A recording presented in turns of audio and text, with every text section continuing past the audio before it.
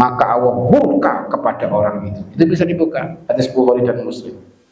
Makanya kita harus siap-siap terus setiap saat. Siap apa? Mati. Ingin husnul khotimah enggak? Kajiannya adalah tentang psikologi kematian. Kira-kira 4 kali pertemuan atau 3 kali itu ya bisa kita berikan ya, karena saya lihat sudah banyak tua-tua ini ya, ini untuk sanggup gitu ya, bagaimana caranya mati sewaktu-waktu tapi husnul khatimah, mengubah ketakutan menjadi optimis ya, sewaktu-waktu menghadapi kematian itu optimis, bukan ketakutan. Gimana caranya? Kajian insya Allah nanti kira-kira itu 3 atau 4 kali pertemuan, judulnya psikologi kematian. Insya Allah, jangan mati dulu lah. Ini para jamaah sekalian, 44 ya para jamaah sekalian. Jadi begitu bergembira ria, adab Allah didatangkan sekonyong-konyong, maka dia terdiam putus asa. Saya tambahkan di sini itu semuanya surat Al-An'am. Saya tambahkan surat yang lainnya ya, surat Muhammad ayat 12 ini. Sesungguhnya Allah memasukkan orang-orang yang beriman dan mengerjakan amal soleh ke dalam surga yang mengalir di banyak sungai-sungai. Kemudian lanjutannya saya merah. Dan orang-orang yang kafir itu bersenang-senang di dunia, dan mereka makan seperti makannya binatang, dan neraka ada tempat tinggalnya. Yatamata'una wa yakuluna kama takulun an'am. Hidupnya hanya dengan senang-senang, euforia, beruang. Makanya Allah mengatakan wa mal hayatud dunya illa mataul gurur, kesenangan yang menipu. Ini juga begitu, mata ini mataul gurur yatamattaun. Jadi dia betul-betul menyenangi, bersenang-senang dengan dunia ini. Padahal itu adalah kesenangan yang menipu. Makanya kalau kita ini tidak ngaji, tidak memperlingkatan atau mempertahankan iman kita, ketaatan kita kepada Rasulnya, gampang kita itu akan apa? Nyeleweng. Ya, mulutnya ihdinas siratal mustaqim, tapi prakteknya nyeleweng. Kenapa kok nyeleweng? Karena mengikuti hawa nafsu atau tertipu oleh kehidupan dunia. Ini para jamaah sekalian, makanya sholat itu diwajibkan oleh Allah untuk apa? Di antaranya tanha anil fahsya wal munkar. Ayo sholat kalian semuanya. Wa'mur ahlaka bis sholat wastabir alaiha. Suruh keluargamu sholat, yang sabar ngajak sholat itu, karena dengan sholat itu dijamin Allah at-amahum min ju'. Yang kedua wa amanahum min khauf. Tidak akan kelaparan, tidak akan kekurangan hidupnya. Makanya para orang tua itu suruh anak-anakmu sholat semuanya. Kenapa? Ribetnya Allah ini sudah siap ini. Ya, situasi kayak apapun sekarang ini kan banyak orang kehilangan sumber kehidupan. Betul enggak? Iya, outletnya di mall mati, tokonya di kampung-kampung mati. Lu ada apa? Saingan bisnis online satu. Yang kedua, selain minimarket yang punya nama banyak itu, sekarang muncul minimarket tanpa nama. Muncul di gang-gang, pojok-pojok jalan apa yang dibuka 24 jam. Di TikTok rame itu. Tapi saya masih sanksi dengan bapak ibu yang tua-tua itu apa buka TikTok gitu loh. Termasuk saya ini nggak boleh sama anak saya. Nggak usah punya TikTok. Nah, terus siapa yang boleh? Pokoknya ini aja, Shopee aja. Oh iya, Shopee ya. Nggak boleh buka TikTok saya. Jadi kalau TikTok itu dari anak-anak infonya ini yang menarik ini sudah langsung YouTube aja. Oh iya wis gitu. Manut aja saya dengan yang muda-muda, asalkan itu adalah untuk suatu kebaikan. Wong kita ini loh 1 minggu nggak buka HP mati ndak? Rugi ndak? Enggak. Tapi anehnya pisah dengan HP itu sulitnya setengah mati. Betul enggak? Iya. Ya, tapi kalau pisah dengan Al-Qur'an melenggang enak aja. Betul enggak? Iya, jemaah sekalian. Itu karena tidak cerdas tadi. Ya. Saya lanjutkan para jemaah sekalian. Masih ada ayat yang ketiga ini. Surah Al-Hijr ayat 3. Darhum ya Rasul, biarkanlah mereka di dunia itu yang makan minum seperti binatang bersenang-senang itu, biarkan mereka. Ya, mereka itu dilalaikan oleh angan-angan yang kosong, maka kelak mereka akan mengetahui akibat perbuatannya. Hidup ini ada tujuannya. Ya, hidup ini diciptakan manusia untuk mengabdi kepada Allah. Ya, menyembah Allah, posisinya sebagai khalifah. Kok tiba-tiba ada orang itu tujuan hidupnya untuk meraup apa? Duniawi, salah. Akhirat, walal akhiratu khairul laka minal ula. Akhirat lebih baik daripada dunia. Kok nggak paham-paham? Ini persoalan karena nggak ngaji tadi, saudara sekalian.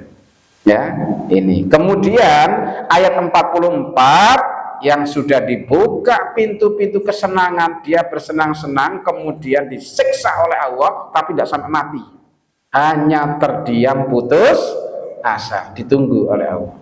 Mau nggak sekarang ya tadurun, mau bertobat nggak? Ya, masih ingat surat Nuh yang saya sebutkan kemarin berkali-kali dulu, saya ngulang-ulang ini. Surat Nuh ayat 10, surat Nuh itu surat ke-71, ayat 10 sampai 13. Nabi Nuh itu mengingatkan kaumnya, istaghfiru rabbakum, kalian semuanya istighfar, bertobat kepada Allah. Satu, rewetnya Allah itu diturunkan hujan yang lebat. Zaman itu, zamannya siapa? Nabi Nuh, hidup di padang pasir, susah mencari air. Air itu harganya melewati, ya, lebih mahal, nilainya tak terhingga dibanding yang lain. Air untuk kehidupan orangnya, manusianya, ya, manusianya, untuk binatang ternaknya, untuk juga kebunnya, air. Maka Allah apa? Turunkan air dengan lebat. Itu karena harapan yang paling tinggi nilainya. Nah, kalau orang Malang minta air enggak kira-kira? Enggak minta. Nah, terus tafsirnya ini gimana ayat ini? Enggak berlaku bagi orang Malang kalau gitu. Maka diperlukan penafsiran. Ya, kalau zaman itu air nilainya itu adalah segala-galanya, yang paling tinggi nilainya, yang diharap-harap, yang dicita-cita, yang dinanti-nantikan, maka kalau kita yang sudah banyak air, itu tentunya kan juga masih ingin mengharapkan karunia Allah yang terbaik. Apa? Aku hanya minta satu aja, ini apa? Hidup keluargaku harmonitas. Sakinah mawaddah rahmah. Saya ini sering kali dilapori oleh jamaah ini di Malang Raya. Ya, keluarga itu sudah kaya, jamaah sekalian. Ya, pekerjaannya pada mapan, ya, mugi yo ada, ya, mobil ya tidak hanya 3, lebih dari itu, rumah di mana-mana. Nah, kok masih ada keluhan tuh? Kira-kira kurang apa?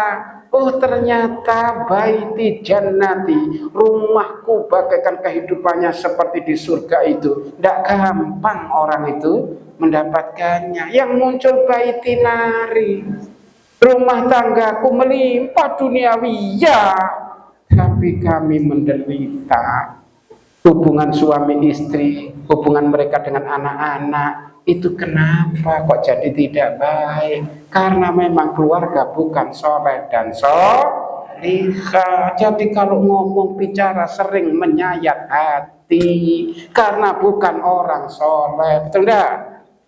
Iya, makanya Rasulullah ingatkan, siapa yang menikah tidak karena agama, celaka. Dia ini kecelakaannya ini, karena cari yang sugih saja, yang kaya, yang cantik, yang pejabat, ya ini celaka mereka. Kelihatannya itu kan, wow, sudah ya, ini kaya sama kaya, pejabat sama pejabat, rezekinya besar, ini idola. Itu hanya sawang sinawang, kata orang Jawa, betul kan? Sawang sinawang. Rumah di mana-mana bagus, ke saya tiba-tiba ngeluh. Boleh, saya ini kan orang yang biasa saja gitu ya, ya, jauh dari kekayaan itulah. Orang ini kok kaya, sudah semuanya diberikan, kok mengadu, ada apa? Ya Allah, katanya karena anakku, loh, terus istriku, mas, kenapa istrinya? Ya semacam-macam lah, loh. Ya itu diantaranya para jamaah sekalian, godaan masalah duniawi. Makanya Rasulullah ingatkan membentuk keluarga harus dasarnya apa? Agama. Cari yang soleh dan solihah.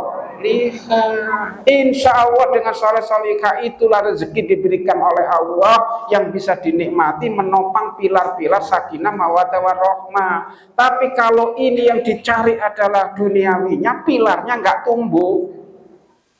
Itu loh para jemaah sekalian. Yang terjadi baiti nari, rumah tanggaku kayak di neraka, piring terbang setiap hari. Ya tetangganya sampai bingung ini apa ya sebagainya. Gitu ya. Kalau tidak bertaubat, maka ini yang mengerikan para jemaah sekalian. Orang-orang zalim itu dimusnahkan sampai ke akal-akalnya, sampai anak cucu. Ditutup dengan kata-kata walhamdulillahirabbil alamin. Inilah SOP bahasa kita. Bagaimana Allah itu menganggap membinasakan orang-orang yang disebut kena istidraj. Ya, para jemaah sekalian, semoga kita bisa berdoa terus munajat kepada Allah, minta pakai bahasa Indonesia tidak apa-apa. Ya Allah, lindungilah diriku, keluargaku, anak-anak turunku dari apa itu? Dari penyakit wahan ya Allah, dari istidraj ya Allah. Meskipun nggak bisa bahasa Arab, tapi kalau dipakai dalam doa harian, lama-lama kita akrab dengan kata-kata itu, para jemaah sekalian. Wahan, istidraj, ya apalagi ya Ghafar, ya Latif, ya Allah, ya Rahman, ya Rahim, ya Hayyu, ya Qayyum, ya Aziz, ya Hakim, ya Sami, ya Basir, ya Qadir, dan seterusnya itu jadi apal kita. Karena apa? Kita selalu minta, ya Allah, ya Ghafar, dosaku banyak, ya Allah, ampunilah aku. Maka dia akrab dengan sebutan ya Ghafar. Ya Latif, ya Latif, ya Allah, aku ini keras kepala, ya suka membandel. Kalau engkau perintahkan suruh sholat malam, ya mantuk-mantuk, tapi tetap apa?